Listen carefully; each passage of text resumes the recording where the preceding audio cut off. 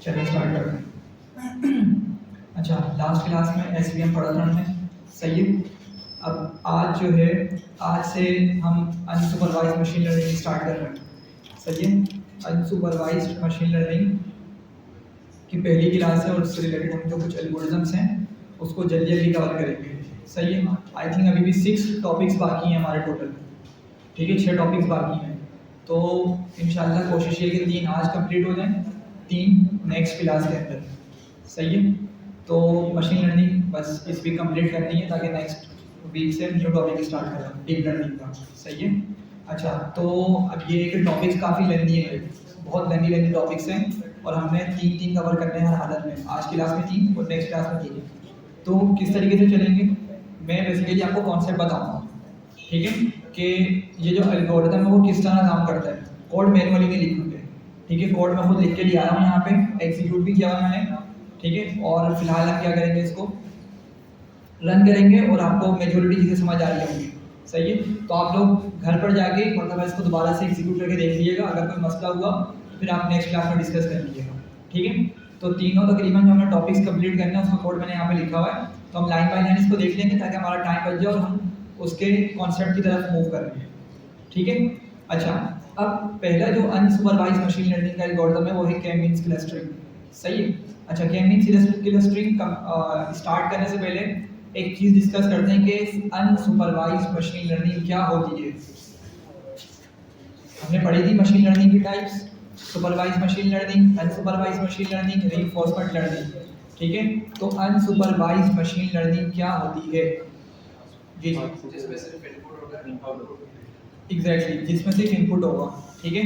जिस तरह हम सुपरवाइज्ड मशीन लर्निंग के अंदर इनपुट भी दिया करते थे और उस इनपुट के अगेंस्ट वाई भी दिया करते थे, एक्स ट्रेन वाई ट्रेन दिया करते थे कि भाई एक्स ट्रेन की ये वैल्यूज हैं और इसके अगेंस्ट डेटा के अंदर ये वाली वाई वैल्यू मौजूद है, फिर अगली रो में ये वैल्यू है। और पूरा हमारा एक्स ट्रेन का एक वेरिएबल होता था, उसमें 3 कॉलम, 4 कॉलम या मल्टीपल कॉलम्स हो सकते थे, मोर देन 1 कॉलम या 1 कॉलम भी हो सकता था। सिमिलरली हम उसके साथ साथ वाई ट्रेन भी भेजते थे। तो हम बेसिकली मशीन को बताते थे पहले ट्रेन करते दौरान कि भाई ये डेटा है, ये डेटा है, ठीक है, और इसका आउटपुट ओरिजिनल ये है, सही है। इस तरीके से हम इनपुट और आउटपुट दिखा दिया करते थे मशीन को कि जब ये इनपुट था तो इसका आउटपुट ये वाला आया, ठीक। हम दोनों डेटा प्रोवाइड कर दिया करते थे मशीन लर्निंग एल्गोरिथम को। लेकिन अब हम क्या करेंगे अनसुपरवाइज्ड मशीन लर्निंग के अंदर कि हम सिर्फ इनपुट फीचर्स देंगे, ठीक है। क्या करेंगे, आउटपुट नहीं बताएंगे उसको, ठीक है। क्या करेंगे, उसको इनपुट फीचर्स देंगे और उस बिहाफ पर हम क्या करेंगे मशीन से मशीन की लर्निंग कंप्लीट करेंगे। और बेसिकली क्लस्टर्स का यहाँ पे बहुत इंपॉर्टेंट कॉन्सेप्ट है, क्लस्टर्स बनवाएंगे, क्लस्टर्स की आइडेंटिफिकेशन करेंगे जी। हाँ, अब देखते हैं इसको कि हम यहाँ पे क्या करेंगे, क्लस्टरिंग पहले टेक्निक को समझते हैं, ठीक है। क्लस्टरिंग टेक्निक को समझते हैं कि क्या होती है क्लस्टरिंग टेक्निक। अब देखें कि लेट से एक ई कॉमर्स का स्टोर है, सही है। ई कॉमर्स लेट से एक स्टोर है और उस पर हमें मालूम हुआ कि जो लोग आते हैं ना ई कॉमर्स स्टोर पे, या कोई शॉप भी हो सकती है, लाजमी नहीं ई कॉमर्स स्टोर हो, या कोई मार्ट हो सकता है या कोई सुपर मार्केट हो सकती है। अब वहाँ पर हमारे पास कुछ कस्टमर्स का डेटा मौजूद है और कस्टमर के डेटा में क्या क्या मौजूद है, लेट से कस्टमर की एज मालूम है हमें फॉर एग्जांपल, और कस्टमर कितनी स्पेंडिंग करके जा रहा है और कस्टमर क्या प्रोडक्ट लेके जा रहा है, ठीक है। ये हमें कुछ इन्फॉर्मेशन उसकी मालूम है और हमने क्या किया, उसकी जो बेसिक इन्फॉर्मेशन है उसको हमने लिया, ठीक है। 2D प्लॉट को हम समझने की कोशिश कर रहे हैं पहले, ठीक है। अगर 2D समझ आएगी तो 3D 4D इस तरीके से काम करेंगे। मतलब 3D का मतलब 3 कॉलम्स होंगे हमारे पास, 4D का मतलब 4 कॉलम्स होंगे, 2D का मतलब हम 2 कॉलम्स को समझने की कोशिश कर रहे हैं, ठीक है। तो लेट्स से कि हमारे पास जो है वो कस्टमर की हमें एज का आइडिया है, ठीक है, और कस्टमर की, बल्कि एज को हटा के हम लिखते हैं इनकम फॉर एग्जांपल, ठीक है।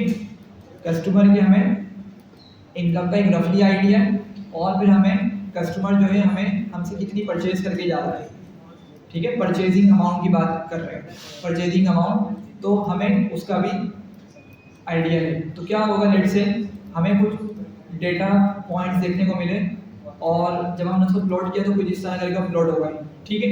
अच्छा, कुछ और डेटा पॉइंट्स मिला हमें वो कुछ इस तरह से प्लॉट हुए हुए थे।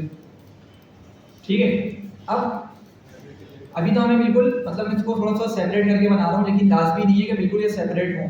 ठीक है, ये बिल्कुल मिक्स भी हो सकते हैं और हम देखेंगे अभी हमारे डेटा के अंदर बेसिकली मिक्स है, बिल्कुल सब कुछ मिक्स है। सही है, अब हम मशीन लर्निंग को क्या बोलेंगे यहाँ पे, जब मशीन लर्निंग एल्गोरिथम को हम ये डेटा प्रोवाइड करेंगे तो हम उसको बेसिकली आइडेंटिफाई करने का बोलेंगे कि मालूम करो कि इन में से किन किन पॉइंट्स के दरमियान सिमिलैरिटी मौजूद है, इनमें से किन किन पॉइंट्स के दरमियान सिमिलैरिटी मौजूद है, उन पॉइंट्स को उठाकर एक क्लस्टर में डाल दें। मतलब एक सर्कल अभी फिलहाल के लिए कंसीडर कर लें, क्लस्टर का मतलब एक सर्कल कंसीडर कर लें क्योंकि हम 2D में देख रहे हैं। ठीक है, तो हम क्या करेंगे, हमने इसको लेट से ये डेटा प्रोवाइड किया और इसको मालूम हुआ कि हमारे पास फॉर एग्जांपल ये कुछ पॉइंट्स हैं जो सिमिलैरिटी रखते हैं। अब हो सकता है वो इनकम के हिसाब से भी हो सकती है वो, और परचेजिंग अमाउंट के हिसाब से भी हो सकती है। जितने कॉलम्स होंगे उसके हिसाब से वो सिमिलैरिटी को देख रहा होगा। सही है, अगर आप लोग इन पॉइंट्स को थोड़ा गौर करें तो लेट से इसकी इनकम रेंज स्टार्ट होती है यहाँ से यहाँ तक की, ऐसी है ना भाई, यहाँ से आपके पॉइंट्स स्टार्ट हो रहे हैं। ठीक है, और यहाँ पे तकरीबन एंड हो रहे हैं। ठीक है, अब इसमें ये वाले पॉइंट भी आ रहे हैं लेकिन फिलहाल इसको इग्नोर करें। इसने क्या किया, हमें बताया लेट से कि भाई फॉर एग्जाम्पल 30 से 60K तक की इनकम वाले लोग आपके पास यहाँ मौजूद है, और वो कितने की परचेजिंग करके जा रहे हैं, आपके पास एक स्टार्टिंग का पॉइंट यहाँ मौजूद है और एंडिंग पॉइंट आपके पास इस जगह मौजूद है। सही है, तो इसने क्या किया, इन पॉइंट्स के दरमियान सिमिलैरिटी देखी। अब सिमिलैरिटी देखने के ना बहुत सारे टेक्निक्स होती हैं, अभी हम डिस्कस करेंगे क्या मीन्स करता है। अभी मैं आपको एक जनरलाइज ओवरव्यू बता रहा हूँ क्लस्टर का, कि क्लस्टर में क्या होता है, एक आपके पास क्लस्टर का मतलब ऐसे क्या होता है, गुच्छा होता है, गुच्छा उर्दू में। ठीक है, तो इसका मतलब क्या है कि सारे पॉइंट्स को उठा के एक ऐसी जगह ले आएगा जो पॉइंट्स सिमिलर है, एक जैसे हैं, जिनकी कैरेक्टरिस्टिक या जिनकी वैल्यूज करीब करीब है, या जो वैल्यू के हिसाब से करीब करीब लाई करते हैं। ठीक है, वैल्यू अगेन वैल्यू कौन सी, जो भी हमने इसको इनपुट में वैल्यू दी है उसके हिसाब से जो भी हमारे पास नियरेस्ट पॉइंट्स बनेंगे उसको उठा के वो एक क्लस्टर बना देगा। ठीक है, तो बालाही हमें दिख रहा है यहाँ पे कितने क्लस्टर बनेंगे, यहाँ पे 3 क्लस्टर्स बन जाएंगे इस तरीके से। सही है, कुछ इस तरह। तो ये आपका क्या है, ये आपका अनसुपरवाइज मशीन लर्निंग एल्गोरिथम होता है। ठीक है, जिसके भी आप हम फर्दर क्या करते हैं, डिसीजन लेते हैं कि भाई हमारे पास किस क्लस्टर के या किस ग्रुप्स के कस्टमर ज़्यादा है। ठीक है, अब लेट से अभी तो हमने सिर्फ यहाँ पे दो कॉलम्स लिए हैं, साइट्स में तो हमारे पास प्रोडक्ट होंगे ना, वाई एक्सिस पे। देखें आप जितनी भी अपनी वो बढ़ा रहे हैं, प्रोडक्ट भी हो सकते हैं, बिल्कुल प्रोडक्ट भी आपके हो सकते हैं, और आपके पास और दूसरे पैरामीटर्स भी हो सकते हैं कि भाई कितने लोगों को साथ लेकर आ रहा है। मतलब आप जितना भी इसको बड़ा डेटा लेके चलना चाहें ना, आप उसको लेके चल सकते हैं। अब जैसे अगर ई कॉमर्स की बात करें तो ई कॉमर्स में हमें काफ़ी सारी चीज़ों का आइडिया हो जाता है, लोकेशन भी हमें मिलती है। सही है, वेबसाइट के ऊपर क्या होता है, हमें आइडिया हो रहा होता है कि एक तो कस्टमर को अगर हमने मतलब रियल टाइम पर ट्रैकिंग नहीं लगाई हुई, लेट से अब वेबसाइट है, बड़ी वेबसाइट है और वो पूरे पाकिस्तान में ऑपरेट कर रही है, तो उनका लाजमी उनको मालूम होता है कि वो कस्टमर ने किस लोकेशन से ऑर्डर किया। सही है, जैसे दराज जैसी वेबसाइट हो गई या OLX हो गई, तो इनमें लाजमी कुछ इस तरह की फंक्शनैलिटी होगी कि कौन सा कस्टमर किस जगह से आ रहा है। ठीक है, ठीक है, अच्छा फिर वो लोग हमारी एज भी कैलकुलेट कर लेगा, क्योंकि जब हम उसको अपनी ईमेल आईडी प्रोवाइड करेंगे तो ईमेल हमारी क्या होती है, हम ईमेल पे अपनी एज डालते हैं ना। अब मेजोरिटी तो हम लोग क्या करते हैं, सही एज नहीं डालते, सही, लेकिन उसको फिर भी एटलीस्ट एक रफली एज का तो आइडिया हो जाएगा ना। ठीक है, एज का उसको आइडिया हो गया। अच्छा, फिर उसके बाद हम हमारी क्या कर सकते हैं, बहुत सारी और दूसरे एट्रीब्यूट्स को भी वहाँ पे कैप्चर कर सकता है। ठीक है, तो मतलब कहने का ये क्या, वो काफ़ी सारी इन्फॉर्मेशन होगी। फिलहाल हम समझने के लिए दो यहाँ पे बातें डिस्कस कर रहे हैं, 2 डायमेंशनल या 2 कॉलम्स को डिस्कस कर रहे हैं, लेकिन हमारे पास बंच ऑफ इन्फॉर्मेशन हो सकती है, लॉट्स ऑफ इन्फॉर्मेशन हो सकती है जो हम मशीन लर्निंग मॉडल को देंगे और फिर वो उस बिहाफ पे क्या करेगा, डिसीजन लेके इनको क्लस्टर्स में डाल देगा। ठीक है, तो ओवरऑल आइडिया समझ आ रहा है। क्लस्टरिंग में क्या होगा कि डेटा हमने दे दिया, मशीन लर्निंग खुद जाएगी या मॉडल जो है एल्गोरिथम वो जाके खुद क्या करेगा, डेटा के अंदर ग्रुप्स निकालने की, ग्रुप्स को तलाश करने की कोशिश करेगा ताकि उन कस्टमर्स को जो एक ग्रुप के अंदर आ सकते हैं उसमें डाल दें, और ऐसे कस्टमर जो उससे दूसरे वाले ग्रुप में आएंगे उनको वहाँ पे इंक्लूड कर लें, ताकि हमें क्या हो सके, आइडिया हो सके कि हमारे पास स्टोर पे कितने और किस तरह के कस्टमर आ रहे हैं। ठीक है, तो आपको यहाँ पे क्या होगा, क्लस्टर से आइडिया हो जाएगा। अब लेट से यहाँ पर आपको दिख रहा है कि तकरीबन तीनों के अंदर क्या है, लेट से एक प्रोडक्ट ए के लिए है, दूसरा कस्टमर जो है मतलब क्लस्टर दूसरा बी के लिए प्रोडक्ट बी, और ये प्रोडक्ट सी के लिए, ठीक है। तो हमें आइडिया हो रहा है कि तीनों में क्या है, कस्टमर्स सेम ही आ रहे हैं फॉर एग्जाम्पल, ठीक है। अगर यहीं पे कहीं पर पॉइंट्स ज़्यादा हो जाते हैं इस जगह पे, तो अब हमें क्या आइडिया होगा कि भाई प्रोडक्ट सी जो है वो क्या है, वो ज़्यादा रनिंग प्रोडक्ट है, ठीक है, ज़्यादा रनिंग प्रोडक्ट है। और आपको इसका डेट का भी आइडिया होगा, देखिए कॉलम्स बहुत सारे होंगे अगेन, आपको डेट्स का आइडिया होगा कि भाई ये जो इतने सारे कस्टमर्स यहाँ पर आ गए, ठीक है, तो इसकी वजह हो सकती है ना। लेट से अगर आपने पूरे साल का डेटा दिया, किसी भी ई कॉमर्स स्टोर को पूरे साल का डेटा दिया, आप पूरे साल की आपके पास सेल होगी नहीं होगी। अगर आपको थोड़ा बहुत वर्डप्रेस का आइडिया हो ना, तो वर्डप्रेस पे क्या होता है कि हमारे पास ना पूरी एक CSV या एक्सेल शीट डाउनलोड हो जाती है कि हमारी कौन सी प्रोडक्ट सेल हुई, किस डेट को हुई, ठीक है, कौन से ईयर में हुई, कौन से मंथ को हुई, किस टाइम पर हुई, ठीक है, ये हमें बेसिक इन्फॉर्मेशन मिल जाती है। तो आपने जब वो मशीन को उठा के मॉडल को डेटा प्रोवाइड किया ना, तो आपको पता चला कि भाई प्रोडक्ट लेट से सी है ना, ये एक स्पेसिफिक ड्यूरेशन में जाके ज़्यादा सेल दे रही है, ठीक है, स्पेसिफिक ड्यूरेशन में जाके ज़्यादा सेल दे रही है, जबकि उस ड्यूरेशन से पहले और उसके बाद इसकी कोई इतनी खास सेल नहीं है, ठीक है। तो ऐसा हो सकता है ना, अभी जैसे 14 अगस्त आ रही है, ठीक है, तो आपको मालूम है कि बहुत सारे आइटम्स क्लोथिंग रिलेटेड क्या हो जाएंगे, ज़्यादा हाई डिमांडिंग हो जाएंगे, मतलब ज़्यादा सेल हो रहे होंगे, ठीक है। तो इस तरीके से क्या होता है, ये पैटर्न्स या ग्रुप्स को आइडेंटिफाई करने के लिए इस्तेमाल हो रही होती है, ठीक है। तो खैर ये इसका एक बेसिक सा आइडिया था। अब हमारे पास जो पहला एल्गोरिथम है वो क्या है, के मीन्स क्लस्टरिंग। हम के मीन्स ये एक एल्गोरिथम का नाम है, हम इसकी मदद से क्या करते हैं, क्लस्टर बनाने की कोशिश करते हैं, ठीक है। अब पहले तो इसकी वर्किंग समझते हैं कि किस तरह से काम करता है। तो एक काम करते हैं, यहाँ पे कुछ डेटा ले लेते हैं हम।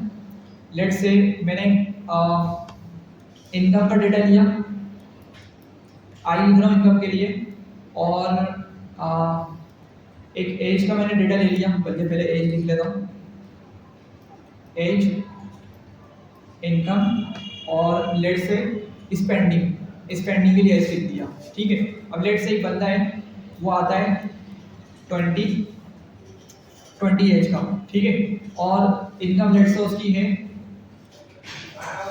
30, सही है, 30 इसकी एज है, और स्पेंडिंग वो आके करता है लेट से स्टोर पे फॉर एग्जांपल 5K की। मैं सिर्फ नंबर लिख रहा हूँ, लेकिन आप समझ जाइएगा 5 रुपये नहीं है, 5000 की बात हो रही है। अच्छा, अभी दूसरा कस्टमर है लेट से, उसकी एज है 22, उसकी इनकम है लेट से 60K, और वो स्पेंडिंग करता है आगे 3000। एक और कस्टमर आया 25 एज का, लेट से उसकी इनकम 90, और स्पेंडिंग करके जा रहा है वो 11,000। इस तरह के मेरे पास कुछ डेटा पॉइंट्स मौजूद हैं। मैं यहाँ पे 2-3 पॉइंट्स और लिख लेता हूँ, फिर हम इसको समझते हैं।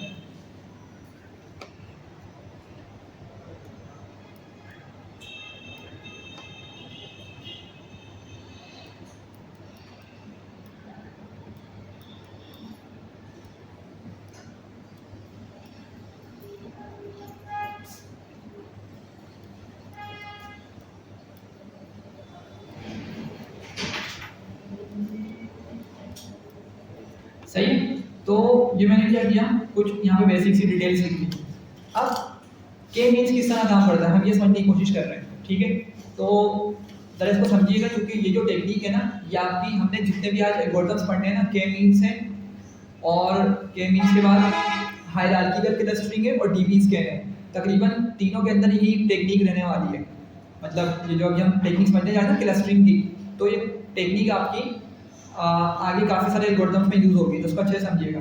देखिए अब होता क्या है कि के मीन्स क्लस्टरिंग किस तरह काम करता है। के मीन्स क्लस्टरिंग के अंदर ना हमें बताना पड़ता है सबसे पहले तो मॉडल को। पहला पॉइंट क्या है कि हमें मॉडल को बताना पड़ेगा कि मेरे डेटा के अंदर जाके इतने क्लस्टर्स बना, सही है, हमें खुद बताना पड़ेगा। मेरी बात समझ रहे हैं? तो ये इसका एक ड्रॉबैक भी है, हम इसको डिस्कस करेंगे अभी आगे जाके। एक ड्रॉबैक यही है इसका कि हमें खुद से बताना पड़ेगा। मॉडल खुद से जाकर क्या करेगा, खुद से जाकर क्लस्टर्स को आइडेंटिफाई नहीं करेगा। हमें बताना पड़ेगा कि मेरे डेटा में इतने क्लस्टर्स बनाओ, 3 बनाओ, 4 बनाओ, 5 बनाओ, हमें बताना पड़ेगा, सही है। तो अब होगा क्या कि ये वर्किंग किस तरह से स्टार्ट करेगा। लेट्स से मैंने एक सर्कल बनाना, ठीक है, बल्कि 2 सर्कल बनाए, ठीक है। अब मैंने क्या किया, मैंने ना यहाँ पर जाकर कोई भी एक रैंडम पॉइंट उठा लिया, लेट्स से इसको मैं 1 बोल देता हूँ, 2 3 4 5। अभी के लिए मैं क्या कर रहा हूँ, किसी भी एक रैंडम पॉइंट को उठा लूंगा और मैं इन क्लस्टर्स के अंदर उसको असाइन कर दूंगा। मेरी बात समझ रहे हैं यहाँ पे? अभी आपके पास 5 रोज आ रही है, ठीक। अब 5 में से हम तो इसी रैंडमली उठा रहे हैं फिलहाल, लेकिन मॉडल क्या करेगा, मॉडल सिलेक्शन करके उठाता है कि कौन सा वाला उसमें पॉइंट उठाना है, ठीक है। किस तरह करता है अभी देखते हैं। लेट्स से मैंने क्या किया, मैंने ना पहली वाली रो का पॉइंट उठा के मैंने यहाँ लिख दिया, 1 लिख रहा हूँ फिलहाल के लिए, ठीक है। मैं तीनों वैल्यूज की लिख रहा, मैं क्या कर रहा हूँ, यहाँ पे मैंने 1 लिख दिया, ठीक है। और मैंने इस 2 वाले को क्या किया, यहाँ पे लिख दिया, ठीक है। अच्छा, सिंपलिसिटी के लिए मैं क्या कर रहा हूँ, सिर्फ इन 2 कॉलम्स का यूज करूंगा फिलहाल के लिए। 2 डायमेंशनल समझाना है मुझे आपको, ठीक है। 3 डायमेंशन में भी बिल्कुल उसी तरीके से काम चल रहा होगा, सिर्फ 2 डायमेंशन अच्छे से समझना है। तो मैं इनकम और स्पेंडिंग की बात कर रहा हूँ। तो मैंने क्या किया, आपको आइडिया होगा कि अगर मैं एक ग्राफ बनाऊँ तो लेट से मेरे पास इनकम यहाँ पर है और मैं क्या करूँगा, इनकम की मदद से एक पॉइंट लोकेट कर दूंगा। तो लेट से मैंने एक पॉइंट यहाँ लोकेट कर दिया, ठीक है। मेरी बात समझ रहे हैं? तो इसी को मैंने क्या बोल दिया, क्लस्टर 1 में डाल दिया। मैंने कहा भाई ये जो पॉइंट लोकेट हो रहा है ना, इसको मैं क्लस्टर 1 के रेफरेंस से याद रखूंगा कि मेरा क्लस्टर 1 के अंदर पॉइंट लगा हुआ है और ये वाला पॉइंट कहाँ पर है, क्लस्टर 2 के अंदर है। अब होगा क्या कि ये 2 पॉइंट्स तो आपके ऑलरेडी असाइन हो गए, ठीक है। ये आपके 2 पॉइंट्स ऑलरेडी क्या हो गए, असाइन हो गए दोनों क्लस्टर्स के अंदर, सही है।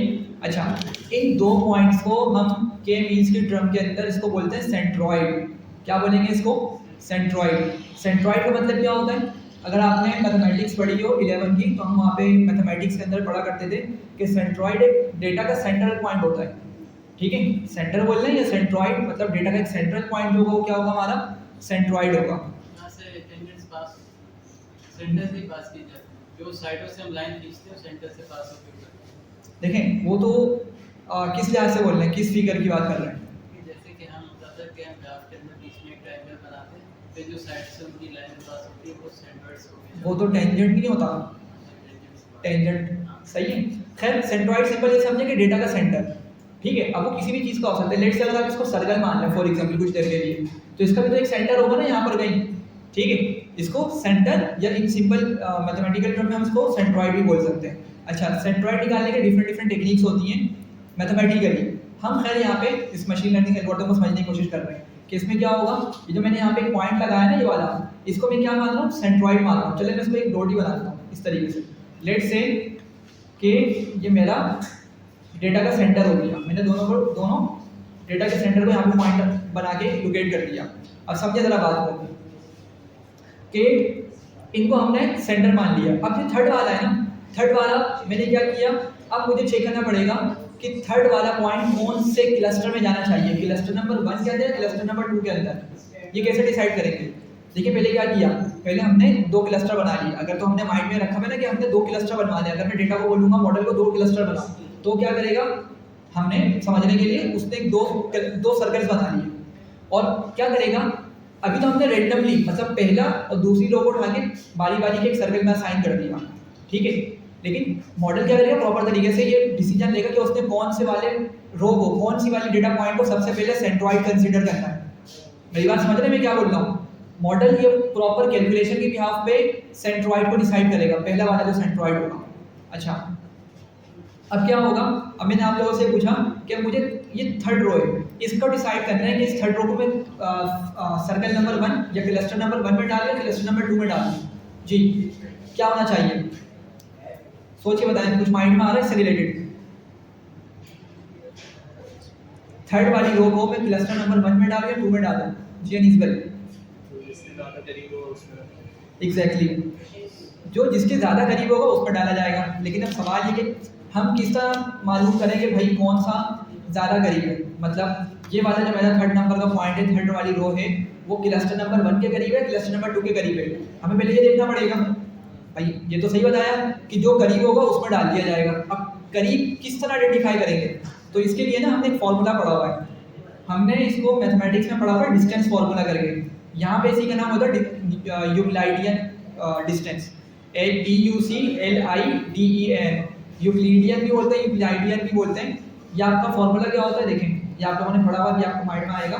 हम इस तरह स्क्वायर रूट बनाते हैं और फॉर्मूला लिखते हैं x2 माइनस x1 का whole square plus y2 minus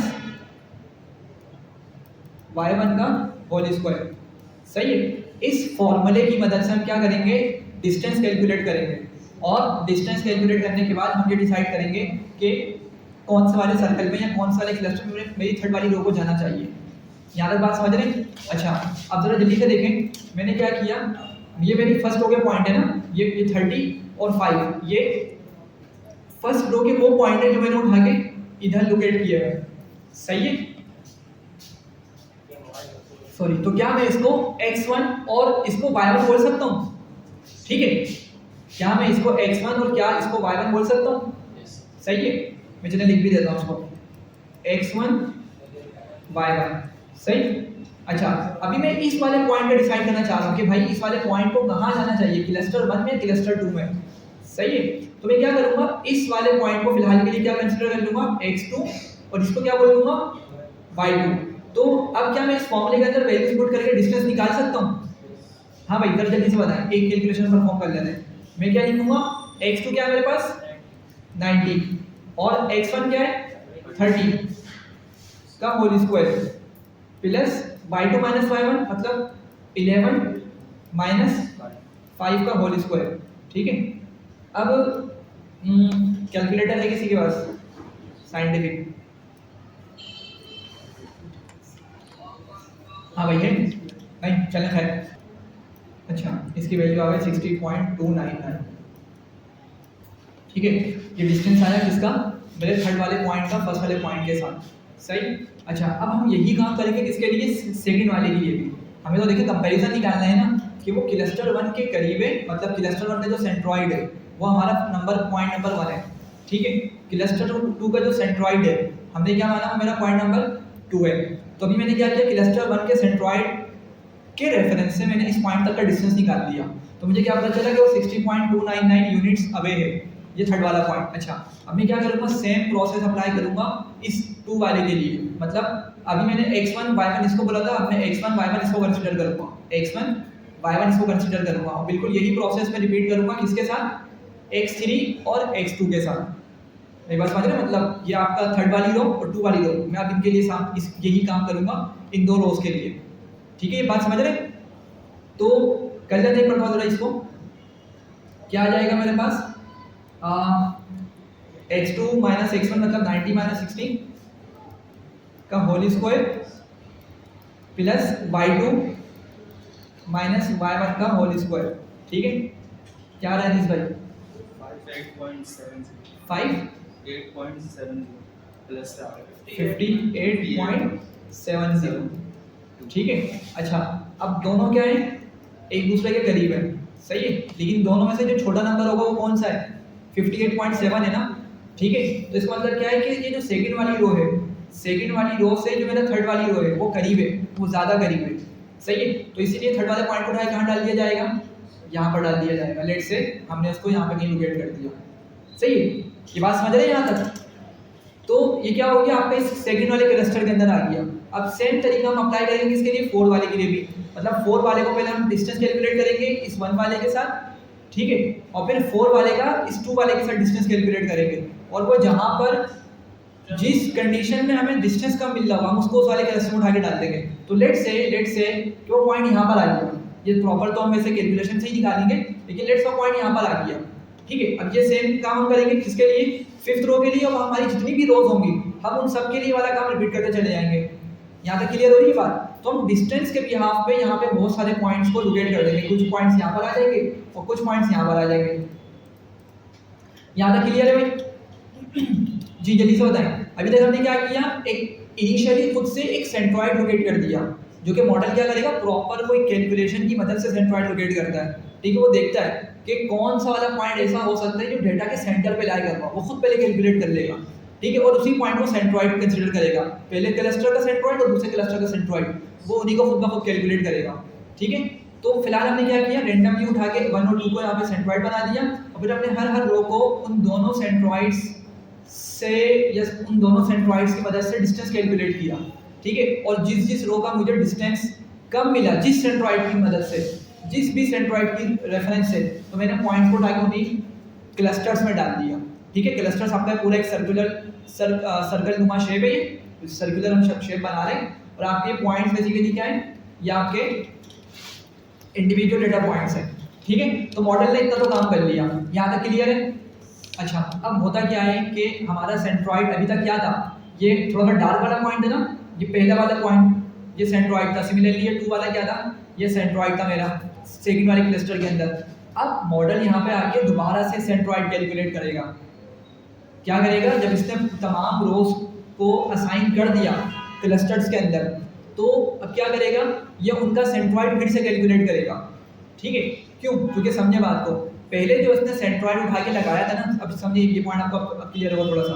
पहले जो उसने यहाँ पे इस वाले को सेंट्रॉइड 1 और इस वाले को उसने सेंट्रॉइड 2 लेट से कंसिडर किया था, तो पता है कहाँ से आ रहे थे, कि डेटा, पूरे डेटा के हिसाब से उसने सेंट्रॉइड उठा लिए थे। सही है, मेरी बात समझ रहे हैं? चले मैं आपसे यही पूछता हूँ, इसको देखें, ये डेटा है हमारे पास, और इस डेटा का पूरे को कंसिडर करें, पूरा डेटा। अगर मैं पूरे डेटा का सेंट्रॉइड निकालूं, ठीक है, सबसे पहले तो हमने क्या बोला कि हम इसको कितने क्लस्टर में बनाएंगे, कितने क्लस्टर में तोड़ेंगे इसको, 2 क्लस्टर्स हम इसके लिए बनाना चाह रहे हैं। हमने जो भी डेटा दिया उसके 2 क्लस्टर बनाना चाह रहे हैं। ठीक है, तो अब वो क्या करेगा, कि जो भी डेटा होगा ना, जो भी डेटा, उसको 2 पार्ट्स में स्प्लिट करेगा। ऐसे ही होगा, 2 पार्ट्स में स्प्लिट करेगा। तो लेट से उसने हमारे डेटा को जिस तरह से स्प्लिट किया, समथिंग लाइक दिस, उसने कुछ इस तरह डेटा को स्प्लिट किया। ठीक है, ताकि पार्शियल पार्ट उसका लेफ्ट पर हो जाए, पार्शियल पार्ट उसका हाफ पार्ट राइट पर आ जाए। ठीक है, अब सिर्फ लेफ्ट वाले डेटा को देखते हुए बताएं कि उसका सेंटर कहाँ होना चाहिए। लेफ्ट वाले डेटा को अगर हम देखते हुए बताएं उसका सेंटर कहाँ पर होगा, ऐसी कोई भी रैंडम बता दें। यहाँ पर अगर मैं उसको लोकेट करूँ उसके सेंटर को, इस जगह या थोड़ा सा इधर को करके, तो क्या होगा, ये एक सेंटर हो गया, सेंट्रॉइड हो गया। सिमिलरली अगर राइट साइड वाले को देखें, तो राइट साइड वाले के लिए मे बी कि वो कुछ सेंट्रॉइड इस जगह पर हो, ये थोड़ा सा ऊपर नीचे कहीं पर हो, ऐसे ही है ना भाई। तो वो जो हमने ऊपर ऐसी रैंडम उठा के C1 और C2 लिख दिया था ना, मतलब पहली रो सेकंड वाली रो को, ये तो हमने खुद लिखा है, लेकिन ये प्रॉपर आपकी कैलकुलेशन या पूरा एक एल्गोरिथम की मदद से इस सेंट्रॉइड को डिसाइड करेगा। तो मैं बोलना क्या चाह रहा हूँ कि पहला वाला जो फर्स्ट टाइम वो सेंट्रॉइड्स उठाता है या सेंट्रॉइड्स को पिक करता है, वो बेसिकली डेटा को स्प्लिट करता है पहले तो n पार्ट्स में, जितने भी हमने उसको बोले कितने क्लस्टर्स बनाने हैं, जितने हमने उसको क्लस्टर्स बनाने का बोला हुआ होगा उतने क्लस्टर्स या उतने मेरे डेटा के पार्ट्स बना देगा। पार्ट्स बनाने के बाद जो डेटा के डिफरेंट पार्ट्स बन के आ रहे होंगे ना, उनका सेंटर कैलकुलेट करेगा वो, और उन सेंटर्स को फिर क्या करेगा वो, इस तरह से क्लस्टर्स के अंदर असाइन कर देगा कि भाई ये जो क्लस्टर है ना, इसका सेंट्रॉइड लेट से ये वाला था, और ये जो क्लस्टर इसका सेंट्रॉइड ये आ गया, और फिर उसने क्या किया, सबका डिस्टेंस कैलकुलेट करके पॉइंट्स को लोकेट कर दिया। यहाँ तक बात समझ आ रही है? तो पहला जो सेंट्रॉइड था वो उसने प्रॉपर कैलकुलेशन से निकाला। अब क्या करेगा, अब मुझे बताएं कि जब यहाँ पे कुछ इस तरह करके पॉइंट्स 4 लोकेट हो जाएंगे, तो क्या डेटा का सेंटर अब चेंज होगा, नहीं होगा? अब तो उसने डिफरेंट क्लस्टर बना दिए ना, तो अब क्या डेटा का सेंटर चेंज होगा? बिल्कुल होगा। समझें, आपके क्लस्टर के अंदर वो पॉइंट आ गया, सही है। तो क्या होगा, अब आपका ये पूरा डेटा का सेंटर चेंज हुआ, तो क्या करेगा, इन तमाम पॉइंट्स का एक न्यू सेंट्रॉइड कैलकुलेट करेगा, मतलब इन तमाम पॉइंट्स की मदद से एक न्यू सेंट्रॉइड कैलकुलेट करेगा।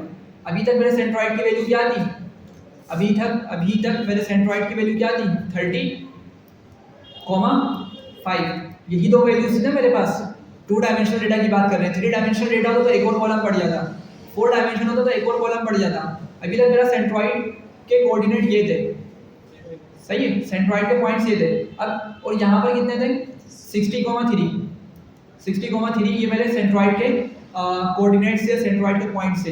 लेकिन अब सिंस डेटा की अरेंजमेंट हुई, डेटा को सिमिलैरिटी के बिहाफ पे एक साथ यकजा कर दिया, एक साथ कंबाइन कर दिया, या करीब करीब दिया है डेटा करीब करीब आ गया, तो अब दोबारा से इसका सेंट्रॉइड कैलकुलेट किया जाएगा। और क्यों? क्योंकि आपको खुद मुझे सोच के बताया ना कि अगर डेट से पहले मैंने डेटा का सेंटर यहाँ बनाया था, तो अब इन तमाम डेटा को देखते हुए कि सेंटर यहाँ पर होना जस्टिफाई कर रहा है, नहीं कर रहा, तो इसके सेंटर को रादर देन इस पोजीशन के कुछ इस जगह पर होना चाहिए। सही है, मेरी बात समझ रहे? ये तो खैर डेटा के हिसाब से हम डिसाइड करेंगे, लेकिन फिलहाल हमने जो पॉइंट्स लोकेट किए हैं उससे क्या लग रहा है कि डेटा का पॉइंट्स यहाँ पर नहीं होना चाहिए। लेकिन हम कोई रैंडम नहीं लगाएंगे, ना मॉडल रैंडम उठाएगा, वो इन तमाम पॉइंट्स की मदद से ये न्यू सेंट्रोइड कैलकुलेट करेगा। सही है। अब कैसे करेगा? सिंपल है। वो क्या करेगा मॉडल, लेट से मैं एक कंसीडर कर लेता हूँ कि ये तो मेरा क्लस्टर 1 का पहला पॉइंट था जिसको हमने सेंट्रोइड बोल दिया था। ठीक है, फिर मैंने क्या कहा कि मेरे पास ये भी क्लस्टर 1 के अंदर ही आ रहा है, ये वाली रो भी किस में आ रही है? क्लस्टर 1 में आ रही है। फिलहाल के लिए हम सिंपल रख रहे हैं। और ये वाला क्लस्टर 2 में गया, ये वाला भी क्लस्टर 2 में गया, ये वाला भी किस में गया? क्लस्टर 2 में गया। सही है, समझ रहे हैं? तो सिर्फ 2 पॉइंट्स या 2 रोज मेरे पास किस में जा रही है? क्लस्टर 1 में, और बाकी किस में जा रही है? क्लस्टर 2 में। तो पता है क्या करेगा? हमारा जो न्यू सेंट्रोइड कैलकुलेशन होगी वो किस तरह से होगी? वो मीन निकालेगा। किसका? क्लस्टर 1 वाली वैल्यूज का मीन निकालेगा और क्लस्टर 2 वाली वैल्यूज का मीन निकालेगा।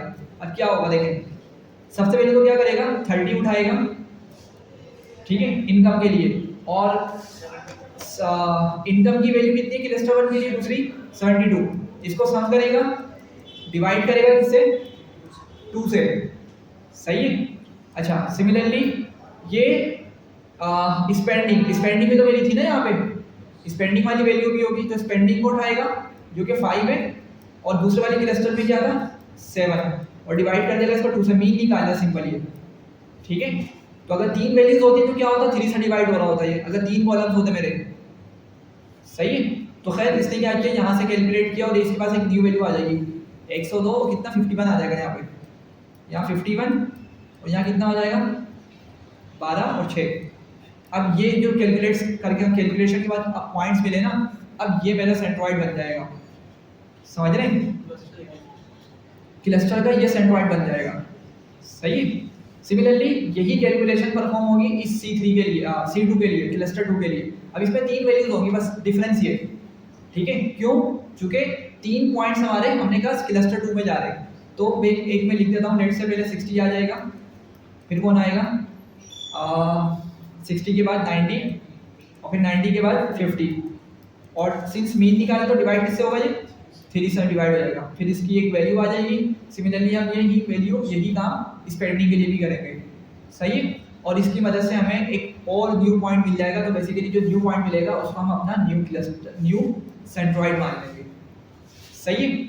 और फिर दोबारा क्या होगा देखें, अब ये दूसरा साइकिल चल रहा है। पहले साइकिल में क्या था? उसने मॉडल ने एक सबसे बेस्ट सेंट्रोइड उठा के पहले लोकेट कर दिया था हमारे क्लस्टर्स के अंदर, और हर रो का, हर पॉइंट का उन सेंट्रोइड्स की मदद से डिस्टेंस कैलकुलेट हुआ। ऐसे ही, और डिस्टेंस जहां पर कम मिला, मतलब जिस सेंट्रोइड से डिस्टेंस कम मिलता था उसी पॉइंट को उठा के उस क्लस्टर में डाल दिया करता था वो। सही है। यहाँ तक हो गया। ये पहला साइकिल था। फिर क्या किया? न्यू सेंट्रोइड कैलकुलेट किया। किस तरह से? आपके सामने मौजूद है वाली चीज। सही है। मीन निकाल के उसने एक न्यू सेंट्रोइड कैलकुलेट किया, और इसने अब ये न्यू सेंट्रोइड के ये जो वैल्यूज आई ना, इसको अपनी मेमोरी में रख लिया, इसको याद रख लिया कि अब ये न्यू सेंट्रोइड्स हैं। ठीक है, यहाँ तक पहुंच रहे हैं।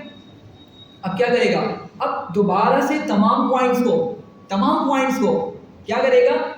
दोबारा से उनका डिस्टेंस कैलकुलेट करेगा। न्यू सेंट्रोइड आपका ये हो गया ना, ये वाला न्यू सेंट्रोइड हो गया। तो अब क्या करेगा? हर पॉइंट का, लेट से C1 है ना, C1 के अंदर मेरे पास 30 वैल्यू और क्या है? S की वैल्यू 5 है। तो अब इन पॉइंट्स को रेफरेंस बनाते हुए ये मेरा क्या है? सेंट्रोइड 1N लिख देता हूँ, मतलब सेंट्रोइड 1 की न्यू वैल्यू, सेंट्रोइड 1 की सेंट्रोइड नहीं, क्लस्टर 1 की न्यू वैल्यू, क्लस्टर 1 की न्यू सेंट्रोइड की वैल्यू, ये क्लस्टर 1 है आपका, और इसकी न्यू सेंट्रोइड की वैल्यू यहाँ पर आ गई। अब आपकी तमाम रोज का ये दोबारा से क्या करेगा? डिस्टेंस कैलकुलेट करेगा इस रेफरेंस के हिसाब से। मैं करके दिखा देता हूँ एक बार ताकि बिल्कुल क्लियर हो जाए। तो क्या होगा? लेट से मैं इसको x1 बोल देता हूँ और इसको क्या बोल देता हूँ? y1 बोल देता हूँ। ठीक है, x1 ये, y1 ये। अब मेरे पास ये सारी वैल्यूज 35, 63, इन सबको मैं x2/2 करके क्या करूँगा? इस न्यू वाली वैल्यूज के हिसाब से डिस्टेंस कैलकुलेट करूँगा। चलें, तो क्या होगा? लेट से ये 30 और ये 5 है, इसको मैं x2 बोलता हूँ, इसको मैं क्या बोल देता हूँ? y2 बोल देता हूँ। तो क्या हो जाएगा? 30 माइनस x2 माइनस x1 होता है। x1 कहाँ पर है? ये रहा 51 कैलकुलेट हुआ, इसका होल स्क्वायर आया, प्लस y2 क्या है मेरा? ये रहा 5 माइनस y1 कितना है? 6 का होल स्क्वायर। ठीक है, अब यहाँ पर कैलकुलेट करेंगे किस भाई? अब अच्छा, आप कैलकुलेटर मुझे बताएं तो हम आगे बढ़ते हैं। तो क्या हुआ, ये सारी वैल्यूज हमारे पास क्या होंगी, इस तरीके से 51 और 6 के रेफरेंस से चेंज होती रहेगी। अब अगर मैं सेकंड पॉइंट पे जाता हूं तो सेकंड पॉइंट में क्या होगा, हमारा सेकंड पॉइंट के अंदर इस 30 की जगह और 5 की जगह न्यू वैल्यूज आ जाएगी, जबकि मेरा 51 और 6 सेम रहने वाले हैं। क्यों? क्योंकि अब जो मैं तमाम पॉइंट्स का डिस्टेंस कैलकुलेट करूंगा ना, वो न्यू सेंट्रोइड की मदद से कैलकुलेट होगा, न्यू सेंट्रोइड की रेफरेंस से कैलकुलेट होगा। समझ पा रहे हैं बात को? ताकि पता चल सके कि अगर अभी भी कोई पॉइंट हमारा सेंट्रोइड क्यू के करीब चला जाता है तो हम उस पॉइंट को यहाँ से उठा के वहां पे डाल देंगे। समझ रहे हैं बात यहाँ तक? मैं एक मतलब दोबारा दिखा दूं, क्या आंसर आया? 21.023। ठीक है, ये एक आ गया। अच्छा, अगर हम इसको भी कंप्लीट कर लें, कितना हो जाएगा ये? 50 plus 60 150, 200 divide by 3, 3 6 18, I think 66 point कुछ नहीं। ठीक है, 66 पॉइंट समथिंग आ जाएगा। ठीक है, तो इसकी एक वैल्यू तो 66 पॉइंट लेट से 3 लिख लेते हैं। ठीक है, और y की निकालेंगे, क्या आएगा? 5 नहीं, ये रहा 3 प्लस 11 14 प्लस 2.5 लेट से 17 हो गया।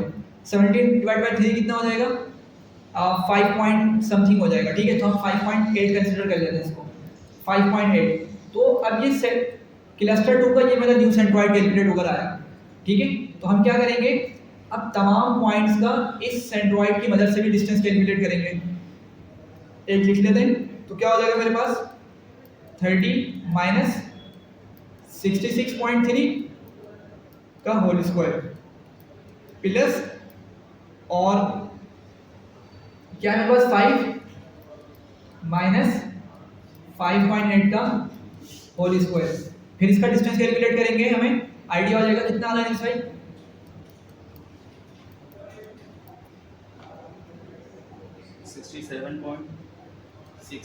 67.661। ठीक है, अब देखिए क्या हो रहा है। अब ये डिस्टेंस हमें कहाँ का मिल रहा है? यहाँ पे कब देखने को मिल रहा है? 21।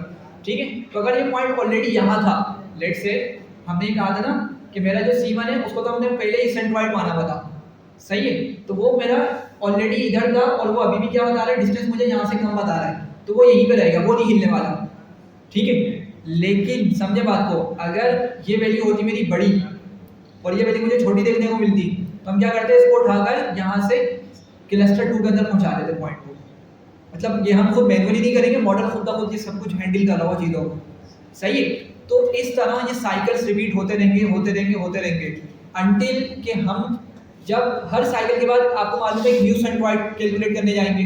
और न्यू सेंट्रोइड कैसे होगा? जो भी हमने सेंट्रोइड्स मतलब सेंट्रोइड से डिस्टेंस कैलकुलेट करके पॉइंट्स असाइन किए ना क्लस्टर के अंदर, आपको मालूम है फिर उन तमाम पॉइंट्स के मीन की मदद से न्यू सेंट्रोइड कैलकुलेट होगा, सही है। तो अगर हाँ आप समझे, अगर मेरा न्यू वाला सेंट्रोइड प्रीवियस वाले से अभी भी डिफरेंट है, देखे ना, प्रीवियस वाला क्या था? 30,5 था, न्यू निकाला कितना है? 51,6, बहुत डिफरेंट है, सही है। हम जब तक ये प्रोसेस चलता आते रहेंगे, जब तक कि मेरा सेंट्रोइड सेम ना हो जाए, सही है, ये प्रोसेस सेम चलता रहेगा जब तक कि मेरा क्या हो जाए? सेंट्रोइड की वैल्यू सेम आना शुरू हो जाए। तो जब सेंट्रोइड की वैल्यू सेम आना शुरू हो गई तो हम क्या करेंगे? इसको रोक देंगे। सेंट्रोइड बिल्कुल एग्जैक्टली, चूंकि देखें न्यू वैल्यूज की न्यू आ रही है, पहले ये वाली वैल्यू थी और अब क्या हो रही है? ये वाली वैल्यू मिल रही है। तो सेंट्रोइड आपका मुसलसल चेंज होता रहेगा, अपनी पोजीशन चेंज करता रहेगा सेंट्रोइड। ठीक है, तो जैसे जैसे सेंट्रोइड की पोजीशन चेंज होती रहेगी उसके हिसाब से हर पॉइंट का डिस्टेंस कैलकुलेट होता रहेगा और अरेंजमेंट होती रहेगी पॉइंट्स की, कभी वो क्लस्टर 1 कभी क्लस्टर 1 से उठ के क्लस्टर 2, इस तरह से उनकी मूवमेंट होती रहेगी। इन दी एंड जब हमारा सेंट्रोइड मीन निकालने के बावजूद, मतलब हमने लेट से 5 मरतबा स्टेप कंप्लीट किया, हमें 5 मरतबा सेंट्रोइड के डिफरेंट वैल्यूज मिलना स्टार्ट हो गई, लेकिन एक पॉइंट ऐसा आएगा कि हमारा सेंट्रोइड फिर इतना चेंज नहीं होगा, चेंज हो रहा होगा लेकिन बहुत ज़्यादा वैल्यू चेंज नहीं हो रही होगी उसकी। ठीक है, तो हम वहाँ पे रोक देंगे उसको, सही चलेंगे। इसमें हम लिख के पास कर देंगे कितनी अटेम्प्ट्स कर, नहीं, ये सब कुछ खुद करेगा, हमने सिर्फ उसको ये बताना है कि तुम 2 क्लस्टर बनाओ, अब वो इनफाइनाइट तक चेक करता है, वो करता रहेगा। और इसके लिए एक एल्बो मेथड होता है, क्योंकि हमें यहाँ पे लिमिटेशन यही होती है। सबसे बुरी बात, मतलब सबसे इसकी जो ड्रॉबैक है ना, वो ये कि क्लस्टर्स हमें बताने पड़ रहे हैं। अब देखिए ना, 2 डायमेंशनल डेटा हमने इजीली देख लिया, 3 डायमेंशनल डेटा हम देख लेंगे, समझ जाएंगे। 3 डायमेंशन से ज़्यादा आपका डेटा बढ़ाना, 4 कॉलम पर अगर आपका डेटा आ गया, हम कैसे विजुअलाइज करेंगे? तो फिर हम एक टेक्निक यूज़ करते हैं, एल्गो मेथड नाम है उसका, सही है। तो ये क्या हुआ, उसने न्यू सेंट्रॉइड कैलकुलेट किया और फिर इस तरीके से वो कैलकुलेशन चलती रहेगी, और जब हमारा सेंट्रॉइड सेम होने स्टार्ट हो जाएगा, मतलब सेम से मुराद ये कि ज़्यादा चेंज नहीं हो रहा, मीन निकालने के बाद ज़्यादा वैल्यू में चेंज नहीं आ रहा, तो क्या करेंगे, हम वहीं पर रोक देंगे इसको, सही है। तो पहले एक मतलब थोड़ा सा कोड देखते हैं, फिर हम वापसी सारे पॉइंट पर आते हैं, एल्गो मेथड जो आपको बताना चाह रहा था। तो फिलहाल के लिए मैंने क्या किया है, पांडास, नंपाई, मैटप्लॉटलिब को इंपोर्ट कर लिया, क्योंकि कुछ हमने विजुअल्स बनाने हैं, कुछ ग्राफ्स बनाने हैं, और एसकेलैंड से क्लस्टर को इंपोर्ट किया है, ठीक है, चूँकि हम क्लस्टरिंग एल्गोरिथम पढ़ रहे हैं, तो क्लस्टर के अंदर से क्या इंपोर्ट किया, के मीन्स को, और फिर हमने प्री प्रोसेसिंग से स्टैंडर्ड स्केलर को इंपोर्ट कर लिया। अच्छा, अब यहाँ पे एक बात समझें कि हमारा जो ये के मीन्स क्लस्टरिंग है, ये किस पे काम कर रहा है, डिस्टेंस बेस्ड लर्निंग कर रहा है। डिस्टेंस बेस्ड लर्निंग मतलब डिस्टेंस निकाल कर ये क्या कर रहा है, ये पॉइंट्स को क्लस्टर के अंदर आइडेंटिफाई करता है, क्लासीफाई करता है कि किस पॉइंट को कौन से क्लस्टर में जाना चाहिए। ये डिसाइड किस तरह कर रहा है, डिस्टेंस के बिहाफ पे कर रहा है। और हमने बात की थी कि हमारे वो सारे एल्गोरिथम्स जो डिस्टेंस की बिहाफ पे काम करते हैं, डिस्टेंस की बेस पर आगे कुछ स्टेप लेते हैं, उन तमाम एल्गोरिथम्स के अंदर हमें डेटा को नॉर्मलाइज या स्टैंडर्डाइज करना पड़ता है। याद है ना, नॉर्मलाइजेशन हमने टेक्निक पढ़ी थी और स्टैंडर्डाइजेशन एक टेक्निक पढ़ी थी। तो हम यहाँ पे इसलिए क्या कर रहे हैं, डेटा को स्टैंडर्डाइज कर रहे हैं, स्टैंडर्ड स्केलिंग का यूज़ करेंगे यहाँ पे, सही है। तो खैर ये देखें, मॉल कस्टमर्स हमारे पास एक डेटा सेट है और इसको मैंने क्या किया, रीड कर लिया, सही है। यहाँ तक कोई मसला तो नहीं है, सिंपल सी चीज़ है। ये pd.readcsv करके हम उसका डेटा को रीड करेंगे और डीएफ में हमने डाल दिया, फिर हमने डीएफ को हेड करके इसको देख लिया। तो customer ID, general, age, annual income और स्पेंडिंग स्कोर हमें देखने को मिल रहा है, ठीक है। तो सब चीज़ आपको क्लियर होगी, एज है, एनुअल इनकम का हमें आइडिया है, मतलब एक हमने रफली आइडिया लगा लिया डेटा के अंदर, और स्पेंडिंग स्कोर, जो कस्टमर जितना ज़्यादा स्पेंड कर रहा है उस मॉल में आके जितनी ज़्यादा स्पेंडिंग करके जा रहा है उसको उतना ही ज़्यादा अच्छा स्कोर मिल जाएगा, सही है। अब 77 स्कोर है, मतलब काफ़ी अच्छी स्पेंडिंग करके जाता है वो कस्टमर, ठीक है। खैर ये 2 मरतबा क्यों आ गया, 1 मिनट, इसको 1 मरतबा डिलीट कर देते, ठीक है। अच्छा, अब क्या किया, फीचर्स हमने सेलेक्ट करने हैं। अच्छा, मैं हाथ क्या जल्दी करते रहूँ,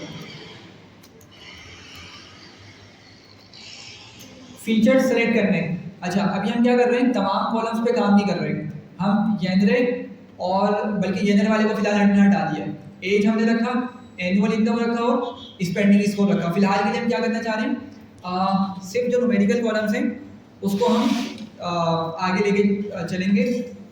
तो ये 3 कॉलम्स मैंने निकाल लिया और उसको किस में डाल दिया, एक्स में डाल दिया। अब देखिए इसमें वाई वाला कॉन्सेप्ट तो है नहीं, याद है ना, पहले हम क्या करते थे, एक्स और वाई में निकाला करते थे डेटा को, फिर हम उस पर ट्रेंड टेस्ट स्प्लिट चला के X train, X test, Y train, Y test में स्प्लिट किया करते थे। ऐसे ही यहाँ पे हमें स्प्लिट करने की मतलब एक्स और वाई के अंदर स्प्लिट करने की ज़रूरत नहीं है, बिल्कुल, ठीक है। यहाँ पे हमने क्या करना है, डेटा को क्लासीफाई करना है, क्लस्टर्स में क्लासीफाई करना है, ठीक है। तो हमने एक्यूरेसी और जो हमने दूसरे इवेल्युएशन मैट्रिक्स पढ़े थे वो भी हम यहाँ पे कैलकुलेट नहीं करेंगे, सही है। तो ये हमने क्या किया, एक्स के अंदर इन 3 कॉलम्स को उठा के सेव करवा दिया, ठीक। आगे बढ़ते हैं और एक मरतबा हम डेटा को विजुअलाइज कर लेते हैं ग्राफ बनाने से पहले। क्या बोल रहे हैं, एक्स इज नॉट डिफाइंड, अच्छा मैंने इसको शायद रन नहीं किया, सही है। तो देखिए जरा, ये अभी हमारा डेटा है, इस तरह के डेटा पॉइंट्स हमें दिख रहे हैं, ठीक है, स्प्रेड हुए हुए। अब आप बोलेंगे इसको तो 5 क्लस्टर बन रहे हैं, लेट से आप बोलेंगे एक क्लस्टर ये हो गया, एक ये हो गया, एक यहाँ पर हो गया, 3 ये चौथा और ये 5वां, दिखने में ऐसे लग रहा है, ठीक है। लेकिन हमने इसको क्या बोला है, हम इसको आगे बताएंगे कि कितने क्लस्टर्स बनाओ, हम इसको खुद से बताएंगे, ठीक है, जो हम बात करते आ रहे हैं। अच्छा, पहले हम मशीन लर्निंग मॉडल बनाएं, इससे पहले हमें क्या करना पड़ेगा, डेटा को स्केल करना पड़ेगा, ठीक है। तो ये आपको आइडिया है, हम स्टैंडर्ड स्केलर का यूज़ करके स्केलर का ऑब्जेक्ट बनाते हैं और फिर स्केलर की मदद से फिर ट्रांसफॉर्म करते हैं एक्स को, सही है। अगेन टेस्टिंग तो करनी नहीं है, सही है। तो इसलिए पूरा डेटा उठा के हमने उसको दे दिया, फिर ट्रांसफॉर्म करके क्या करो, डेटा को ट्रांसफॉर्म, पहले समझो डेटा को और ट्रांसफॉर्म भी कर दो साथ ही साथ, सही है। यहाँ तक समझ आ रही है।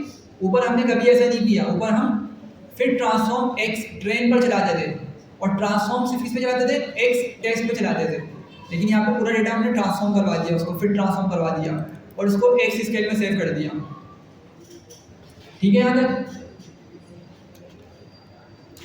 अच्छा, ये कुछ वैल्यूज हमें मिल गए कि उसने हमें ये वाली वैल्यूज दिखा दी कि उसने इस तरीके से स्केलिंग परफॉर्म कर दी है जी। हाँ, हम इसको बोल रहे हैं कि स्टार्टिंग की 5 रोज ले आओ। ये क्या बोलते हैं इसको, स्लाइसिंग हो रही है। याद है ना आपको वो स्लाइसिंग के लिए हम क्या करते थे, पहले वेरिएबल का नेम हाँ रो होता था हमारा और फिर कॉमा करके कॉलम होता था। ठीक है, अच्छा इसी का एक्सटेंडेड वर्जन क्या होता था कि रो के अंदर हम स्टार्ट होता था और एंड होता था और स्टेप होता था, ऐसे ही। तो हम यही चीज़ यहाँ पर भी कर सकते हैं कि स्टार्ट एंड और स्टेप, मतलब कितने कॉलम्स लाने हैं हम उसको बता सकते हैं। ठीक है, तो इसको मैंने क्या बोला है यहाँ पे सिंपल कि शुरू की 5 रोज ले आओ, 0 1 2 3 4 5 वाला तो कंसिडर नहीं होगा। हम क्या बोल रहे हैं कि शुरू की 5 रोज ले आओ, तो उसने 5 रोज का डेटा मिला के दे दिया। सही है यहाँ तक? तो डेटा देखने के लिए बस हमने ये वाला काम किया है। अब यहाँ से हमारा काम स्टार्ट होता है। हमने क्या किया कि ऊपर जो हमने स्केलिंग परफॉर्म करी है, ये जो डेटा हमें मिल रहा है ना स्केल वाला, इसको हमने डेटा फ्रेम में कन्वर्ट किया है। सही है, डेटा फ्रेम में कन्वर्ट किया और कॉलम्स कहाँ से निकाल लिए हमने, एक्स के कॉलम्स निकाल लिए। मतलब ये जो मेरा एक्स था ऊपर गया, ये रहा, ये 3 कॉलम्स थे। तो मैंने क्या किया, जो मैंने स्केलिंग परफॉर्म करी है अभी, स्केलिंग परफॉर्म करके मुझे ये वाला डेटा मिल रहा है, ये एरे है हमारी, ये क्या है, ये एरे मिलती है हमें। ठीक है, तो हमने क्या बोला, उस डेटा को उठा लो। उसने एक्स स्केल से इस पूरे डेटा को उठा लिया। ठीक है, ये तो 5 रोज है ना, काफ़ी बड़ा डेटा होगा। इसने इस डेटा को उठाया और फिर क्या बोला, कॉलम्स का नाम लगा दो, कहाँ से उठाकर, एक्स के कॉलम्स को जाके निकालो। एक्स में जाकर कॉलम्स के नाम को निकालो और कॉलम्स में असाइन करवा दो। तो हमें अब कुछ इस तरह की वैल्यूज देखने को मिलती है। सही है, तो इस वजह से हमने इसको डेटा फ्रेम में कन्वर्ट किया। ठीक है भाई यहाँ तक? अब हम क्या करेंगे, इस डेटा को उठाकर मॉडल को देंगे। ठीक है, लेकिन क्या करेंगे, पहले हम के मीन्स का ऑब्जेक्ट बनाएंगे। ठीक है, के मीन्स का ऑब्जेक्ट जब हमने बनाया तो क्लस्टर हम बता रहे हैं, देखें कितने बता रहे हैं इसको, 2 क्लस्टर बता रहे हैं कि यार 2 क्लस्टर मेरे डेटा में जाके बना दो। सही। अच्छा, रैंडम स्टेट जरा बताएं, रैंडम स्टेट का मतलब क्या है, यहाँ पे क्या मकसद है रैंडम? एग्जैक्टली, जो भी वैल्यूज तुम रख रहे हो ना क्लस्टर 1 के लिए और क्लस्टर 2 के लिए, जो वैल्यूज रख रहे हो, ठीक है, वो याद रख लो, ताकि अगर मैं बाद में तुम्हें वही वैल्यूज निकलवाना चाहूँ तो मैं 42 लिख दूंगा, तो तुम मुझे यही वाली वैल्यूज निकाल के मिलाकर दे देना। सही है, तो अभी मैं इसको बोलता हूँ 2 क्लस्टर बनाओ, और 2 क्लस्टर बनाते वक्त तुम जो जो डेटा पॉइंट्स क्लस्टर 1 और क्लस्टर 2 में रखोगे उनको अपनी मेमोरी में याद रख लो। मैं तुम्हें जब बोलूँ 42 रैंडम स्टेट 42 जब तुम्हें बताऊँ, तो तुम क्या करना, वही वाली वैल्यूज निकाल के मुझे ला कर दे देना बाद में। ठीक है, ये मकसद है इसका। तो खैर यहाँ पे के मीन्स का ऑब्जेक्ट बन गया, और फिर मैंने क्या किया, ये बिल्कुल उसी तरीके से याद रखें, लीनियर रिग्रेशन हम पढ़ा करते थे, तो राइट साइड पे सिर्फ लीनियर रिग्रेशन लिखा करते थे और इक्वल्स के लेफ्ट पे LR लिख दिया करते थे। ठीक है, अच्छा यहाँ पे कुछ हमने आर्ग्यूमेंट्स का यूज़ किया है सिंपल। ठीक है, जैसे अगर आपको याद हो लॉजिस्टिक रिग्रेशन में एक मैक्स आइटर का होता था ऑप्शन, मैक्स आइटर का एक पैरामीटर होता था, उसको बताता है कितनी मरतबा आइटरेशन चलाओ, अटेम्प्ट्स एग्जैक्टली। ठीक है, तो ये वाली चीज़ है। खैर क्या बोला हमने इसको, के मीन्स को, कि अब मेरे डेटा को फिट करो, मतलब डेटा को ट्रेन करो, मॉडल को ट्रेन करो, किसकी मदद से, एक्स स्केल की मदद से, जिसको हमने डेटा दे दिया। ठीक है, आगे बढ़ते हैं, एग्जीक्यूट कर लेते हैं, पहले इसको एक करता हूँ।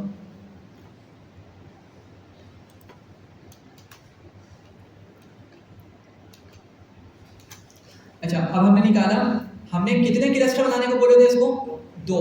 तो इसने क्या किया, अब इसको मैंने बताया कि अच्छा तुमने अब डेटा को समझ लिया है ना, यहाँ पे उसने डेटा को ट्रेन कर दिया, मतलब मॉडल को ट्रेन कर दिया डेटा की मदद से।